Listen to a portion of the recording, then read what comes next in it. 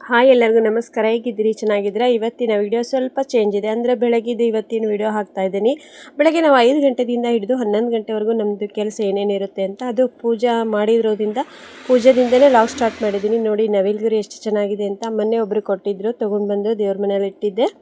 ನೋಡಿ ಬೆಳಗಿನ ವಾತಾವರಣ ಎಷ್ಟು ಚೆನ್ನಾಗಿದೆ ಅಂತ. ಇವತ್ತು ಎಷ್ಟು ಕೋಲ್ಡ್ ಇದೆ ಗೊತ್ತಾ ಫ್ರೆಂಡ್ಸ್, ಮಳೆ ಬರೋ ಚಾನ್ಸಸ್ ಇದೆ. ಬೆಳಗ್ಗೆ ನಾವು 5 ಗಂಟೆಗೆ ಇದ್ದಿರ್ತೀವಲ್ಲ, ಇವಾಗ ಎಲ್ಲ ಕೆಲಸ ಮುಗಿಸ್ಬಿಟ್ಟು 7 ಗಂಟೆ ಆಗಿತ್ತು. ಇಲ್ಲಿ ನೋಡಿ ನಮ್ಮ ಮನೇಲಿ ಗಣೇಶನೇ ತುಂಬ ಇರೋದು, ಗಣೇಶನ ಫೋಟೋನೇ ಜಾಸ್ತಿ ಇರೋದು.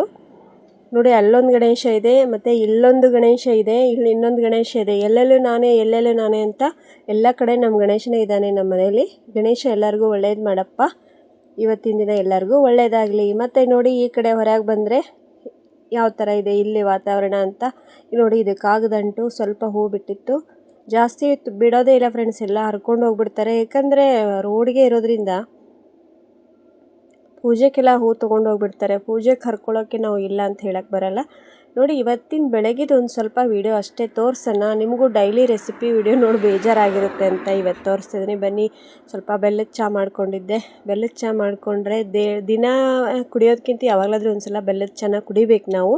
ಇವಾಗ ಬೆಲ್ಲದ ಚಹಾ ಮತ್ತು ಅದ್ರ ಜೊತೆಗೆ ಒಂದು ಬಿಸ್ಕೆಟ್ ಪ್ಯಾಕ್ ತಿಂದುಬಿಟ್ಟು ಮುಂದಿನ ಕೆಲಸ ಸ್ಟಾರ್ಟ್ ಮಾಡ್ತೀನಿ. ಬನ್ನಿ ಚಹಾ ಕುಡಿದು ತಯಾರಾಗೋಣ ಮತ್ತು ಕೆಲಸಕ್ಕೆ. ಇವತ್ತು ಏನು ಅಡುಗೆ ಮಾಡ್ತಾಯಿದ್ದೆ ಅಂದರೆ ಫ್ರೆಂಡ್ಸು, ನಾನಿವತ್ತು ದೊಣ್ಣೆಮೆಣಸಿನ್ಕಾಯಿ ಪಲ್ಯ ಮತ್ತು ಸ್ವಲ್ಪ ಬೆಳಗ್ಗೆ ತಿಂಡಿಗೆ ಉಪ್ಪಿಟ್ಟು ಮಾಡ್ತಾಯಿದ್ದೆ. ನಮ್ಮ ಹಸ್ಬೆಂಡ್ ಉಪ್ಪಿಟ್ಟು ಮಾಡಿಕೊಡು ಅಂತ ಹೇಳಿದರೆ ಎಲ್ಲ ಹೋಗ್ಬೇಕು ನಾನು, ಉಪ್ಪಿಟ್ಟು ಮಾಡಿಕೊಡು ಬೇಗ ಅಂದರು. ಮತ್ತು ಉಪ್ಪಿಟ್ಟು ಮಾಡ್ತಾಯಿದ್ದೆ. ನಾನು ಸ್ವಲ್ಪ ಊರಿಗೆ ಹೋಗೋದಿತ್ತು. ನೋಡಿ ಇವಾಗ ಸ್ವಲ್ಪ ದೊಣ್ಣೆಮೆಣಸಿನ್ಕಾಯಿ ಇದ್ದವು, ಒಂದು 7 ಏನೇ ಇದ್ದವು, ಅದರದ್ದೇ ಪಲ್ಯ ಮಾಡ್ತಾಯಿದ್ದೆ. ಇವಾಗ ಉಪ್ಪಿಟ್ಟನ್ನು ಮಾಡಿಬಿಟ್ಟು ಪಲ್ಯ ಮಾಡಿ ರೊಟ್ಟಿ ಮಾಡಿಬಿಟ್ಟು ನಾನು ಸ್ವಲ್ಪ ನಮ್ಮ ತವ್ರ ಮನೆಗೆ ಹೋಗೋದಿತ್ತು. ಹಾಗಾಗಿ ಇವನ್ನೆಲ್ಲ ಕೆಲಸ ಮಾಡಿ ಬೇಗ ಹೋಗೋಣ ಅಂದ್ಕೊಂಡು ಮಾಡ್ತಾಯಿದ್ದೀನಿ. ಇಲ್ಲಿ ನಾನು ದೊಣ್ಣೆಮೆಣಸಿನ್ಕಾಯಿ ಪಲ್ಯನ ತುಂಬಿ ಮಾಡ್ತಾಯಿಲ್ಲ, ಬೇಳೆ ಹಾಕಿಬಿಟ್ಟು ಮಾಡ್ತಾಯಿದ್ದೀನಿ. ನೋಡಿ ಬೇಳೆನ ನೀವು ಅರ್ಧ ಗಂಟೆ ಮುಂಚಿತವಾಗಿ ನೆನೆಸಿಟ್ಕೊಳ್ಳಿ. ಯಾಕಾದರೂ ನೀವು ನೆನೆಸೋದನ್ನು ಮರೆತ್ರಿ ಅಂದರೆ ಬಿಸಿನೀರಲ್ಲಿ ನೆನೆ ಹಾಕಿ, ಬೇಗ ಬೇಳೆ ನೆನೆದು ಬಿಡ್ತೈತಿ. ಈ ಕಡೆ ನೋಡಿ ರವೆನೂ ಹುರ್ಕೋತಾ ಇದ್ದೆ. ರವೆ ಹುರ್ಕೊಳ್ಳೋಕ್ಕೆ ಸ್ವಲ್ಪ ಎಣ್ಣೆನ ಹಾಕಿದ್ದೆ. ಎಣ್ಣೆ ಹಾಕಿಬಿಟ್ಟು ರವೆನ ಹುರ್ಕೋತೀವಿ ನಾವು, ಯಾಕಂದರೆ ಹುರಿದು ಮಾಡಿದರೆ ಉಪ್ಪಿಟ್ಟು ಚೆನ್ನಾಗಿ ಬರುತ್ತಲ್ವ. ಹಾಗಾಗಿ ಸ್ವಲ್ಪ ಹುರಿದ್ಬಿಟ್ಟು ರವೆನೆಲ್ಲ ನೀಟಾಗಿ ಹುರ್ಕೊಂಡು ಆಮೇಲೆ ನಾವು ಉಪ್ಪಿಟ್ಟು ಮಾಡ್ಕೋಬೇಕು, ಚೆನ್ನಾಗಾಗುತ್ತೆ ಫ್ರೆಂಡ್ಸ್. ಇವತ್ತು ಡಿಫ್ರೆಂಟಾಗಿ ಉಪ್ಪಿಟ್ಟು ಮಾಡ್ತಾಯಿದ್ದೆ ನಾನು. ಏನಪ್ಪ ಅಂದರೆ ಸ್ವಲ್ಪ ಹಸಿಮೆಣಸಿನ್ಕಾಯಿ ಬದಲು ಖಾರ ಪುಡಿ ಹಾಕಿ ಉಪ್ಪಿಟ್ಟು ಮಾಡೋಣ ಅಂತ, ಯಾಕಂದರೆ ಅದು ಚೆನ್ನಾಗಿ ಬರುತ್ತೆ, ರೆಡ್ ಕಲರ್ ಉಪ್ಪಿಟ್ಟು. ನೋಡಿ ಇವಾಗ ಒಗ್ಗರಣೆನೂ ಮಾಡಿ ಇಟ್ಕೊಂಡೆ ನಾನು ಉಪ್ಪಿಟ್ಟಿಗೆ.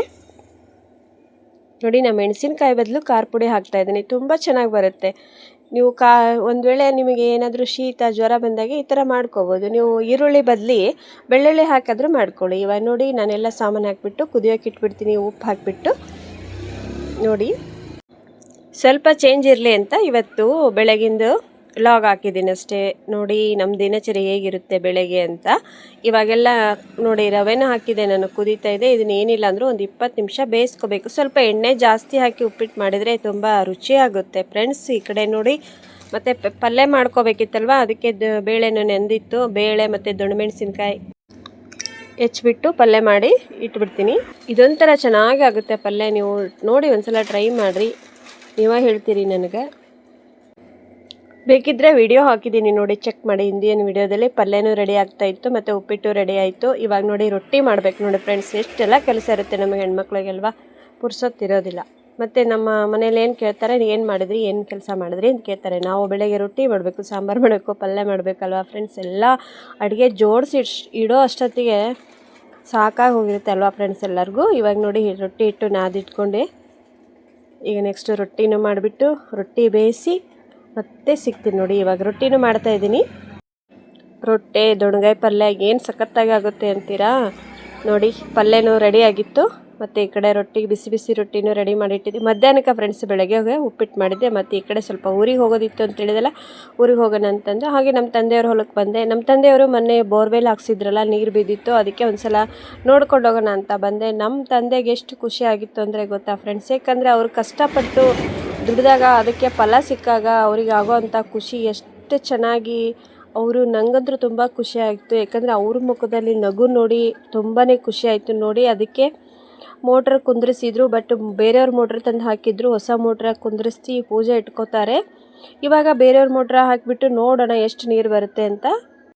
ಏನಿಲ್ಲ ಅಂದರೂ 2 ಇಂಚು ನೀರು ಬಿದ್ದಿದೆ. ನಮ್ಮ ತಂದೆಯವರು ಬೋರ್ ಹಾಕ್ಸಿದ್ದಕ್ಕೆ ನನಗಂತೂ ತುಂಬ ಖುಷಿ ಆಯಿತು. ಅದರಲ್ಲಿ ನಮ್ಮ ಅಪ್ಪ ಅವರು ಎಷ್ಟು ಕಷ್ಟಪಟ್ಟಿದ್ದಾರೆ ಅಂತ ನನಗೆ ಗೊತ್ತು, ನಮ್ಮ ಸಿಸ್ಟರ್ಸಿಗೆ ಗೊತ್ತು. ಅವ್ರ ಮುಖದಲ್ಲಿ ಯಾವಾಗಲೂ ಖುಷಿ ತುಂಬಿರಲಿ ಆ ದೇವರು ಅಂತ ನಾನು ಕೇಳ್ಕೊತೀನಿ. ಏಕೆಂದರೆ ನಮ್ಮ ತಂದೆಯವರು ಬುದ್ಧಿ ತುಂಬ ಅಂದರೆ ತುಂಬ ಮೃದು ಸ್ವಭಾವ. ಇಷ್ಟೇನಾ ಅನ್ನೋದಕ್ಕಿಂತ ಇಷ್ಟೇ ಸಾಕಪ್ಪ ಅನ್ನೋ ಬುದ್ಧಿ ನಮ್ಮ ತಂದೆಯವ್ರದ್ದು. ಅವ್ರಿಗೆ ಯಾವಾಗಲೂ ದೇವರು ಚೆನ್ನಾಗಿಟ್ಟಿರಲಿ ಅಂತಲೂ ನಾನು ಆ ಬನಶಂಕರಿ ಅಮ್ಮ ದೇವರ ಹತ್ರ ಕೇಳ್ಕೊತೀನಿ. ಅವ್ರ ಮುಖದಲ್ಲಿ ಖುಷಿ ನೋಡೋಕ್ಕೆ ನಾವು ಇಷ್ಟಪಡ್ತೀವಿ. ಏಕೆಂದರೆ 2-3 ಸಲ ಅವರು ಬೋರ್ವೆಲ್ ಹಾಕ್ಸಿದ್ರು ಸಹಿತ ನೀರು ಬಿದ್ದಿರಲಿಲ್ಲ.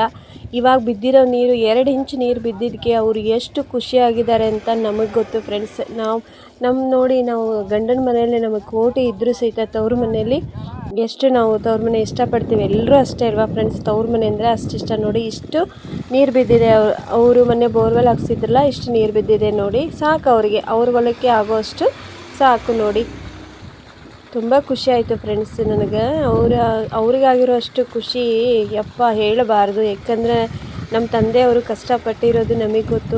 ಅದರಲ್ಲೂ ನಮ್ಮ ತಂದೆಯವ್ರಿಗೆ ಹೊಲ ಅಂದರೆ ತುಂಬ ಇಷ್ಟ, ಮತ್ತು ಹಸು ಕರು, ಅವರಿಗೆ ಆಕಳು ತುಂಬ ಇದೆ ನಮ್ಮ ಮನೆಯಲ್ಲಿ. ಹಸುಗಂತೂ ಒಂದು ಸ್ವಲ್ಪ ಪೆಟ್ಟಾದರೂ ತಡ್ಕೊಳಲ್ಲ, ಅಷ್ಟು ನಮ್ಮ ತಂದೆಯವ್ರದ್ದು ಮನಸ್ಸು ಮೃದು ಅಂತಲೇ ಹೇಳ್ತೀನಿ. ಯಾವಾಗಲಾದರೂ ಒಂದಿನ ನಮ್ಮ ತಂದೆ ನಮ್ಮ ತಾಯಿ ಎಲ್ಲರೂ ನಿಮಗೆ ಪರಿಚಯ ಮಾಡಿಕೊಡ್ತೀನಿ, ಆ ಟೈಮ್ ಬರಲಿ ನೋಡಿ. ಇವತ್ತಿನ ವಿಡಿಯೋ ಇಷ್ಟೇ ಆಗಿತ್ತು. ದಯವಿಟ್ಟು ವಿಡಿಯೋ ಇಷ್ಟ ಲೈಕ್ ಮಾಡಿ, ಏನಾದರೂ ತಪ್ಪಿದರೆ ಕ್ಷಮಿಸ್ರಿ.